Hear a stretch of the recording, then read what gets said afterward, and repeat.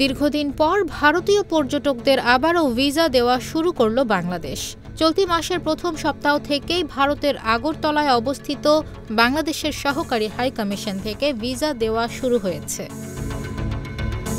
German সংবাদ মাধ্যম Deutsche Welle জানিয়েছে, গত বছরের ডিসেম্বরে আগরতলায় বাংলাদেশের ডেপুটি হাই কমিশনে হামলা ও ভাঙচুরের ঘটনা ঘটেছিল। এরপর অনির্দিষ্টকাল বন্ধ ছিল ভিসা কার্যক্রম। দেশে ফিরিয়ে আনা হয়েছিল হাই কমিশনের কর্মীদের। ডয়চে ভেলে জানিয়েছে, দীর্ঘ 2 মাস পর ভিসা কার্যক্রম আবারও শুরু করল আগরতলার বাংলাদেশ ডেপুটি হাই কমিশন। কয়েকটি সূত্র ডয়চে ভেলেকে বলেছে, ফেব্রুয়ারির প্রথম সপ্তাহে নতুন করে আগরতলার হাই কমিশন খোলার পর বহু মানুষ ভিসার আবেদন করতে শুরু করেছেন।